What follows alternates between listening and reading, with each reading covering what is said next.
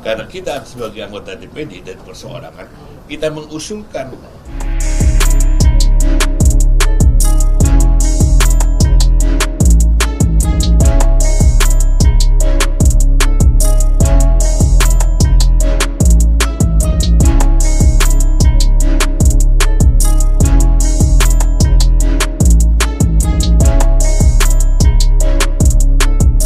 kita ini punya Pancasila. Yang keempat itu jelas, kerakyatan yang dipimpin oleh hikmat kebijaksanaan dalam permusyawaratan perwakilan MPR. Jadi tidak melibatkan rakyat. Rakyat sudah menyerahkan kepada MPR, dia memilih anggota DPR yang pilek.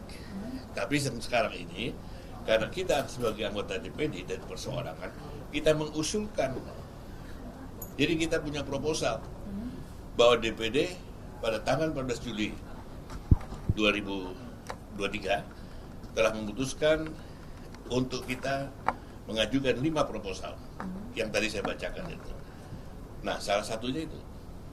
Jadi kita sudah waktunya ini mengembalikan pemilihan presiden itu di MPR supaya tidak melibatkan yang rakyat yang dulu pemikirannya Pak Prof. Amin tidak bisa dibeli, ternyata 11 kali dibeli.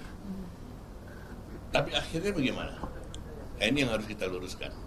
Tapi berarti apakah pengembalian mandat pemilihan presiden dari tadinya rakyat kemudian ke MPR kembali lagi itu tidak mengembalikan memori masa lalu begitu ya, Bang?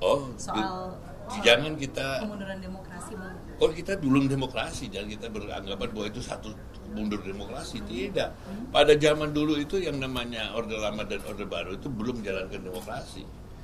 Dan sekarang ini baru kita mau jalankan. Ya.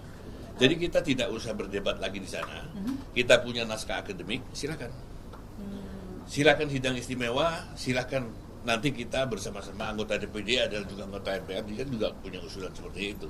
Berarti langkah selanjutnya apa ya, Bang? Selain tadi sudah mengajukan proposal, apakah nanti langkah selanjutnya kita menuntut sidang istimewa yang kita akan laksanakan setelah presiden terpilih Pak Prabowo Subianto dilantik. Bang, sedikit lagi. Kalaupun misalnya memang nanti MPR dikembalikan begitu punya mandat untuk memilih presiden, apakah memang nanti akan ada pengawasan atau tambahan aturan yang DPD ingin ajukan supaya tidak terjadi lagi begitu, Bang? Nah, ya itu salah satunya itu. Kita ingin membuat bahwa DPD punya hak juga untuk membuat undang-undang. Ini ada proposal, 5 proposal. Ini silakan dibacakan, ya. Jadi begini,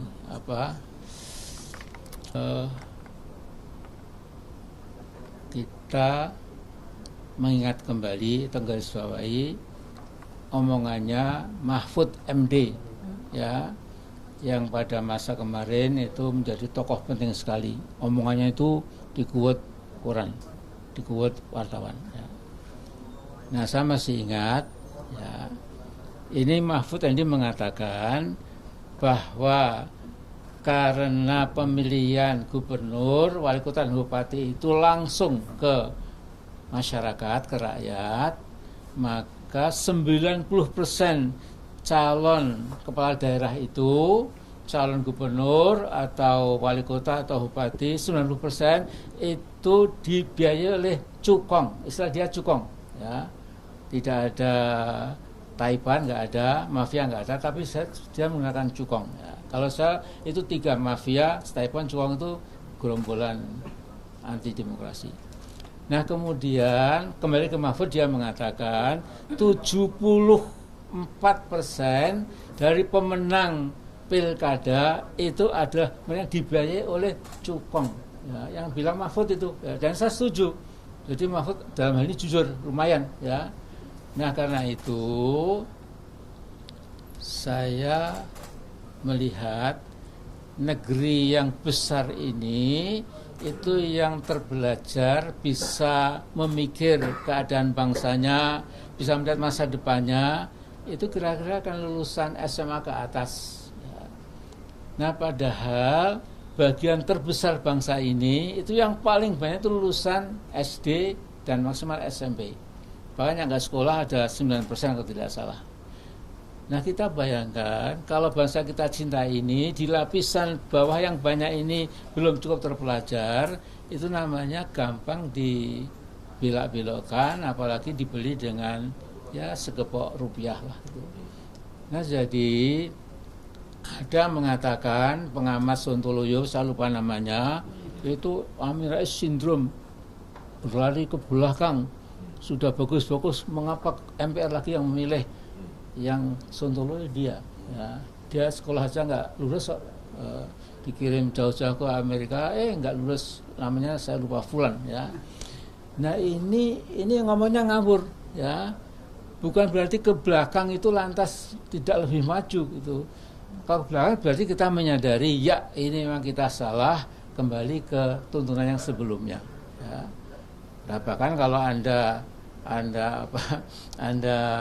mengetahui literatur keagamaan Islam itu, yang namanya benar itu adalah rujuk, ya, kembali ke Quran dan Sunnah. Ketika umat Islam sudah mulai teledor, sudah mulai mencampur biar agama dengan pikiran manusia yang kadang-kadang keruh dan lain-lain, maka ajakan ulama itu kembali ke asal muasal, ya. Dan dalam bentuk yang lebih ringan, berbangsa bernegara. Kalau kita seperti sekarang ini, ya, akhirnya yang punya duit berkebak-kebak itu akan menangi presiden, ya, sementara nggak punya apa-apa juga akan gigit jari, ya. Nah jadi tentu dipertimbangkan, ya. Mungkin pikiran Pak Lanyala ini yang seperti saya, ya, belum tentu menang juga, tapi mari kita musyawarahkan, ya. Jadi tidak mesti kita pasti menang, visi belum tentu, ya. Tetapi lihat dengan musyawarah yang betul-betul jujur, nanti akan ketahuan solusinya itu. Ya, saya kira itu saja lah, ya. Mau dibolak-balik ya itu. Jadi intinya itu.